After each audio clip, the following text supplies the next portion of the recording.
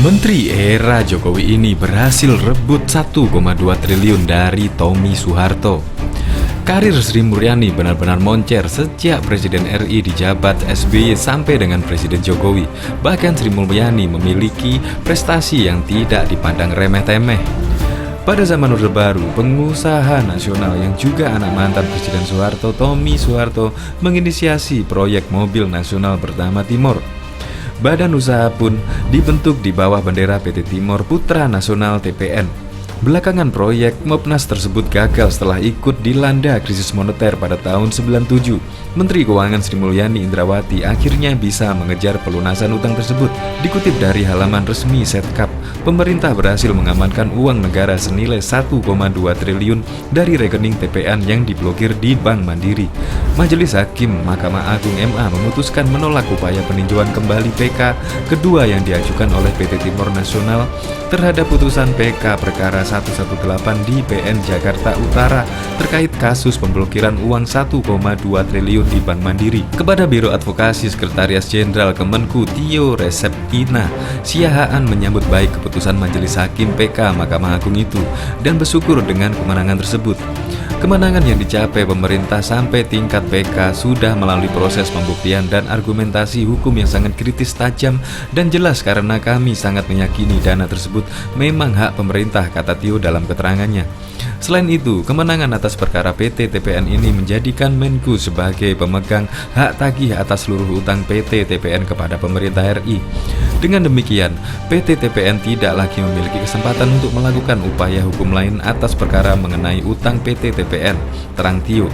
Perkara yang melibatkan PT TPN sebagai pemohon PK kedua, serta PT Bank Mandiri Tbk dan Kemenku sebagai para termohon PK kedua merupakan perkara pelik yang telah dimulai sejak tahun 2006. Selain itu, juga terdapat 5 perkara perdata terkait PT TPN di Pengadilan Indonesia, di antaranya sudah sampai pada tingkat MA.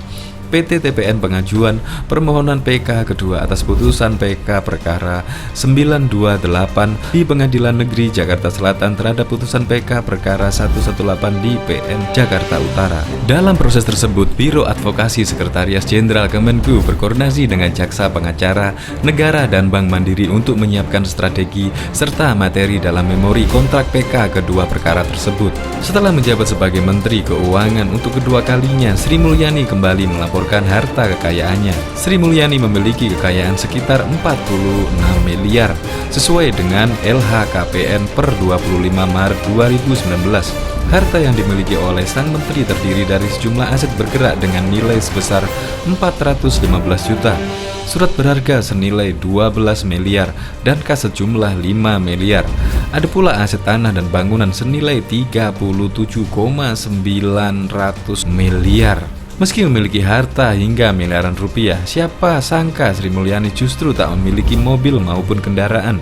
Selain itu, sang menteri juga sempat mengaku memiliki hutang sebesar 9 miliar.